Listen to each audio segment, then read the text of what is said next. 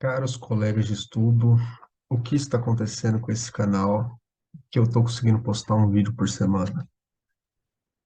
Isso não, isso não era assim. Mas eu estou devendo o final do livro do Xenofonte.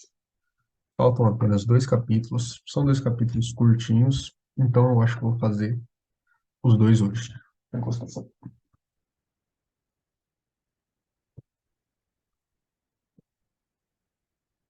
Então vamos lá. Capítulo 11, tá? A arte do horsemanship por Xenofonte. Ah, se você tiver a chance de desejar ter um cavalo para uma parada aqui ele está falando que se refere, deixa eu ver o nome da festa. Eu acho que é a festa do Panteão, uma coisa assim. Esses dois capítulos têm bastante referência a Panathinaike Festival. Vai ter bastante referência visual, então eu vou usar um pouco o Google aqui, tá? Vou procurar aqui. Panathinaike. Essa parada, então, seria tipo um desfile, tá? Festival.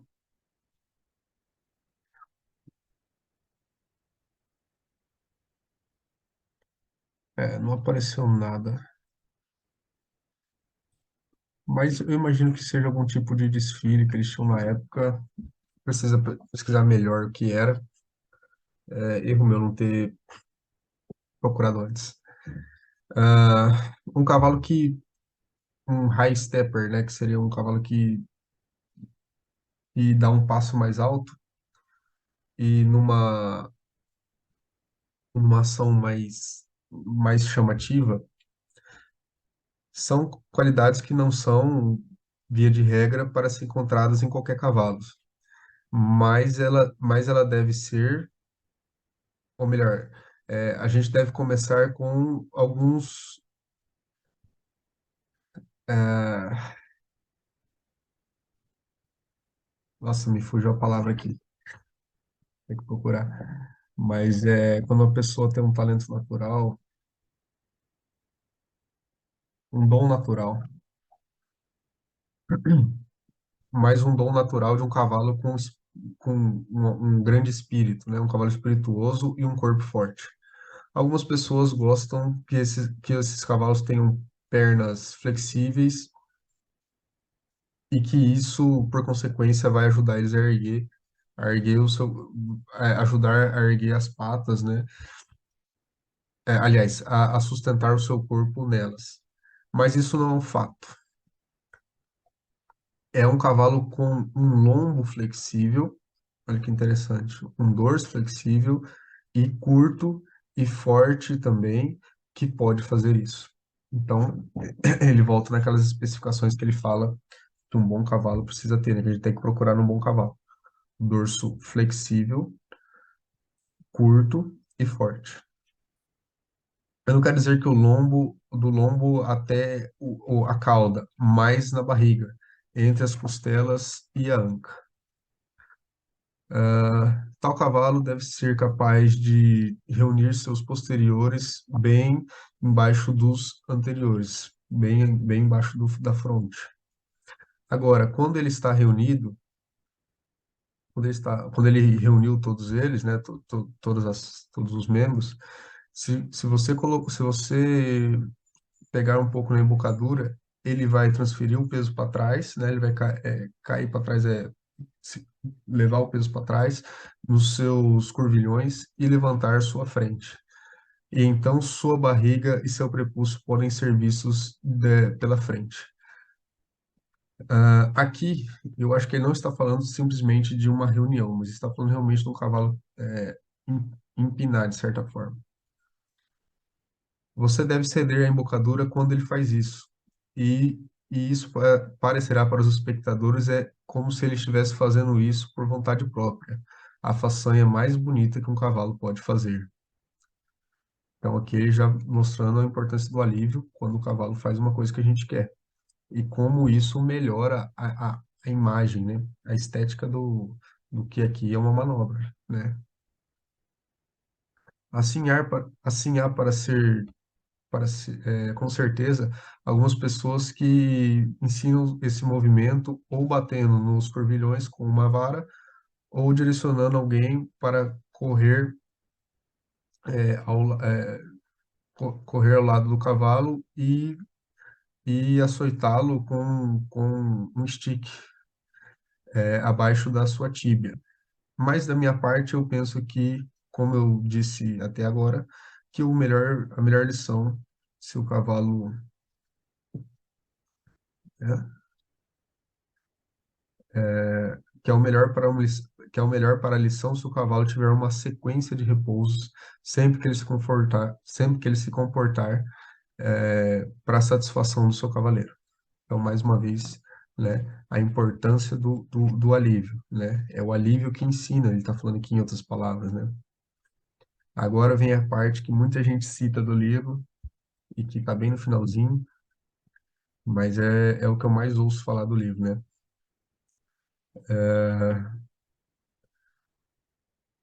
Para o que o cavalo faz é, a- abaixo de compulsão, como o Simon também observou, esse Simon é o que a gente citou lá no comecinho, né? Um escritor que escreveu antes dele, mas que o livro não foi encontrado e tal. Como Simon observa, é feito sem entendimento.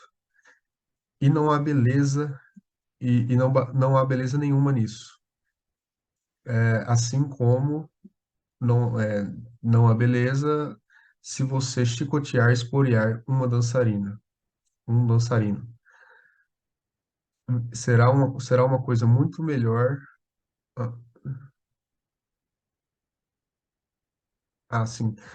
Será uma coisa muito mais deselegante do que bonita, em ambos, no cavalo e no humano, que é tratado dessa forma.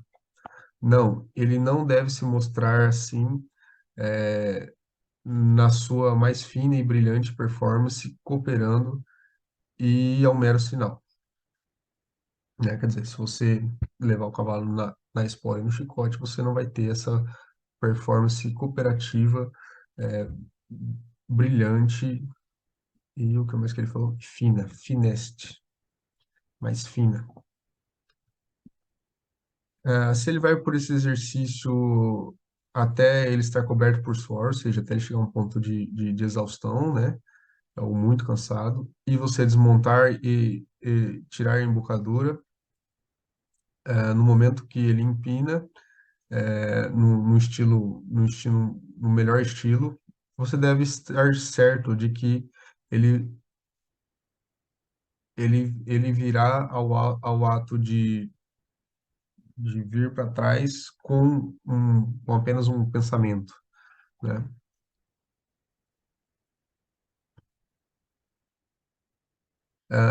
Essa atitude a qual o cavalo dos deuses e dos heróis são sempre retratados. E o homem que pode manejar um cavalo graciosamente nisso, um homem, né, que pode manejar um cavalo graciosamente nisso, são uma visão magnificente. O cavalo, aqui ele fala vindo para trás, mas eu acho que é porque transfere o peso para trás, né, e levanta a frente. Vamos confirmar aqui no nosso querido amigo Google. A palavra que ele usa é rearing, a pronúncia não. É um cavalo empinando, tá? É um cavalo empinando realmente.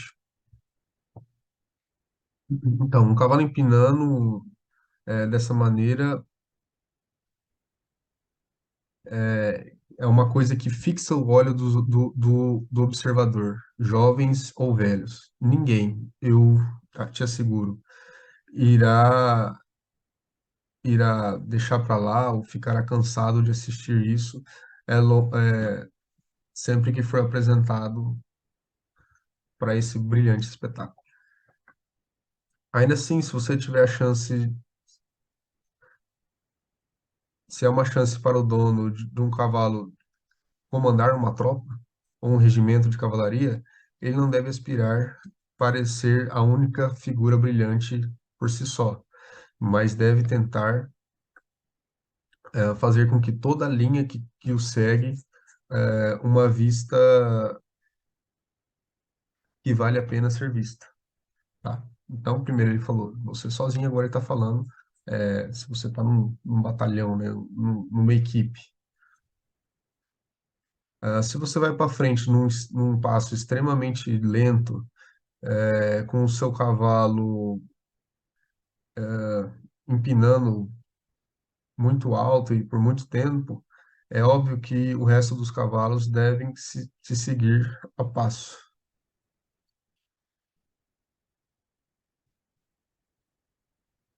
irão ter que seguir a passo. O que teria de brilhante numa visão como essa?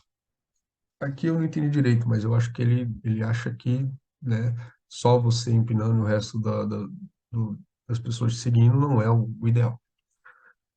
Agora, se você empinar o seu cavalo e tomar liderança num andamento nem muito rápido, nem muito devagar, mas simplesmente adequado para o cavalo que é mais espirituoso, alerta e tem mais graça, né, é elegante em ação, com um general liderando, o efeito é completo. E o cavalo empina e bufa todos ao mesmo tempo. Então, não apenas você, mas todos que te seguem atrás de você serão uma vista que vale a pena ser vista. Para concluir, se um homem compra um cavalo habilidoso, alimenta ele ao ponto que ele pode suportar fadiga e maneja ele apropriadamente em treinamento para a guerra e exercitando ele para a parada e, para o serviço no campo geral. Hum, o que está aí para prevenir de fazer o seu cavalo mais valioso do que quando ele o adquiriu, né? Então, quer dizer, o cavalo se valoriza quando você faz isso. E, e possuir um cavalo famoso e se tornar você mesmo famoso na arte do horsemanship.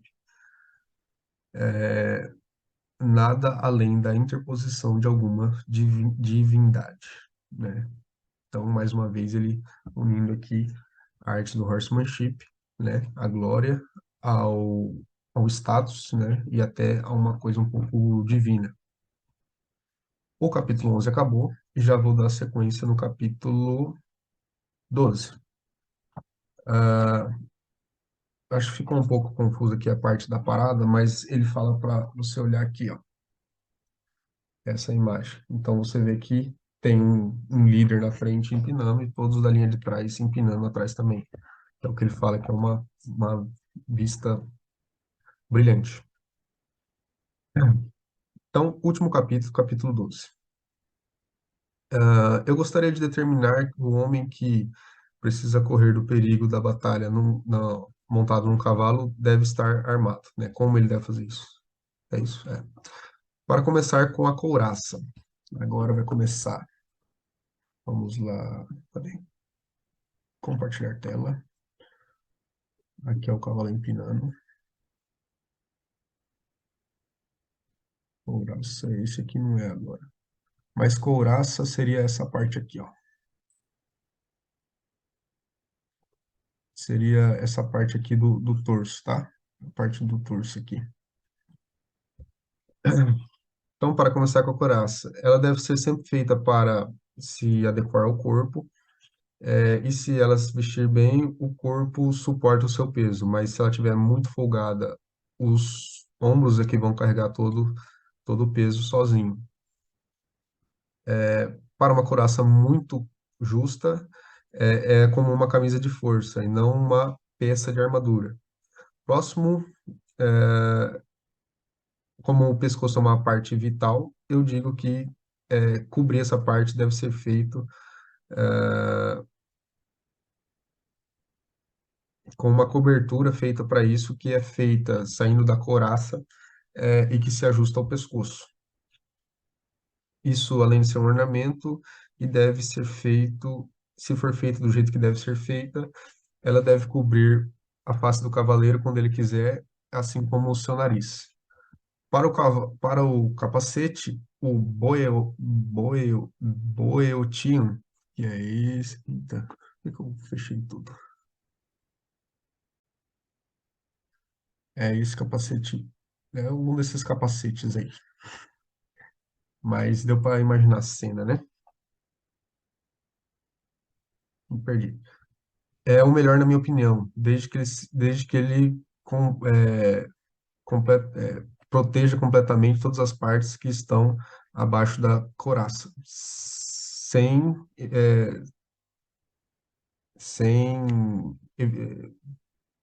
permitindo que você veja, tá? Sem tampar sua visão. Deixe a couraça ser feita para que não impeça que você sente ou pare. Arredonde a barriga, a virilha e ali por perto, elas devem ser feitas de aba, de tal material, é, com o material e o número de abas para proteger essas partes. Desde que o Horseman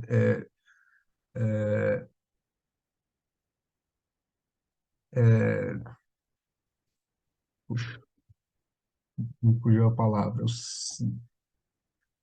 mais uma vez fugiu a palavra. Inválido, né? Desde que o Horseman é invalidado ou incapacitado, se alguma coisa acontecer com o seu braço esquerdo, eu consequentemente recomendo a mais nova invenção, é, a mais nova peça de armadura, né? A mais nova invenção que é a chamada The Arm, que é essa parte aqui, ó, tá? Aqui no destaque. Mais ou menos isso daí. Isso protege o ombro o braço e o cotovelo e a parte que segura as rédeas e pode ser estendida ou arqueada junto. E ela cobre a fresta que tem entre a couraça embaixo da axila, que eu acho que é essa parte aqui, ó. Tá vendo a mãozinha aqui? Essa parte aqui. O braço direito deve ser, como ele tem que ser levantado sempre que o cavaleiro quiser, ou quando ele for arremessar a sua lança para atingir um alvo, a parte da couraça que cobre deve ser ah, a parte da couraça que impede isso deve ser removida. E no seu lugar deve ser colocadas abas, colocadas nas juntas, ah, permitindo mobilidade quando o braço levantar e fechando quando ele é abaixado. Para o braço, alguma coisa usado como uma greave. Greave é uma caneleira, tá? Desse tipo aqui. Então, no braço, ele recomenda colocar tipo uma caneleira. Para mim, parece ser melhor do que ter uma peça junto com a couraça. A parte do braço que está descoberta, quando é levantada, deve ser protegida perto da couraça com couro ou bronze. E deve ser deixada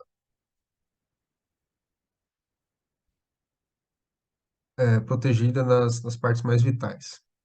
Agora que o cavaleiro por si só é extremamente perigoso, se alguma coisa é extremamente perigoso para o cavaleiro se alguma coisa acontecer com o cavalo. O animal também deve ser armado com uma testeira, uma peiteira e proteções nas coxas. Aqui ele fala que é parecido com a armadura oriental. Então, ele está citando, né? Então, imagine alguma cena desse tipo aqui, tá? Alguma coisa desse tipo aqui. Testeira, ó, vamos ver um mais simples. Uma testeira, uma peiteira, uma proteção nas coxas. Onde eu parei. A última, né, a proteção nas coxas, serve ao mesmo tempo para cobrir as coxas do cavaleiro. Ah, abaixo de tudo, a barriga do cavalo, ou melhor, acima de tudo, a barriga do cavalo deve ser protegida, e sendo a parte mais vital e mais frágil, ela deve ser protegida com uma manta. Essa manta deve também ser feita de um material e costurada junto para dar ao cavaleiro segurança no assento e não assar as costas do cavalo. É, seria tipo uma coberta, uma manta, né? Para o resto, isso deve ser a armadura do cavalo, do cavalo e do homem. Mas também a canela e o pé deve com certeza ser projetada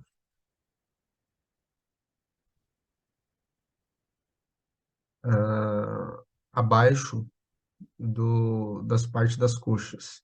Ela também deve ser armada com botas altas de couro, assim como do mesmo couro que os sapatos são feitos.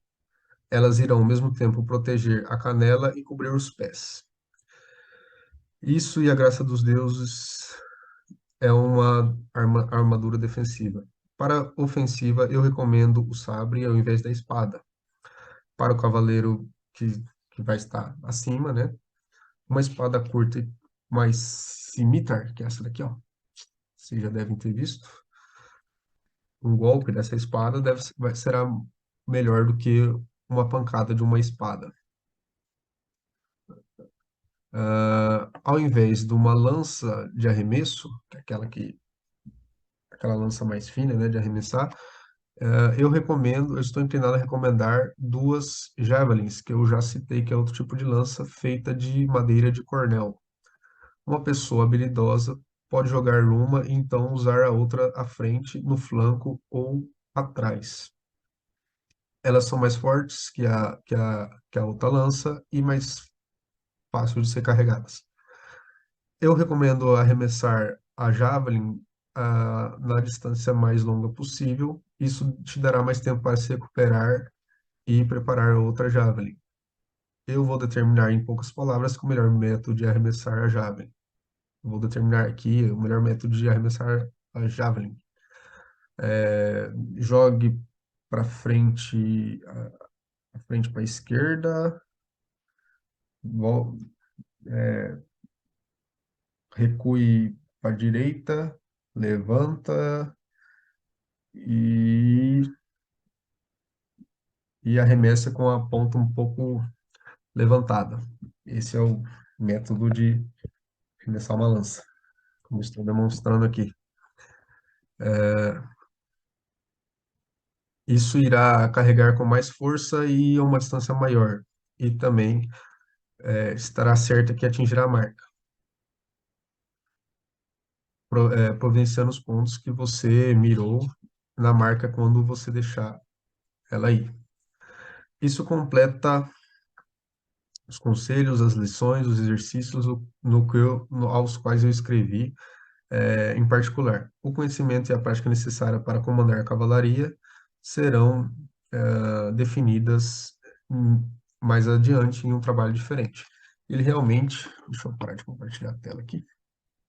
Ele realmente escreveu outro livro. Estou pensando em comprar, mas tenho a impressão que ele fala mais da parte de comandar tropas e tal. Pode ser um livro de coach aí, para você que é um coach. Bom, agora você deve estar, se você tem o livro aí, você vai falar, bom, mas você parou na página 68, tá? E o livro vai até, basicamente, até começar as notas, até a página, ixi, 117. Então, basicamente, a gente está no meio do livro ainda.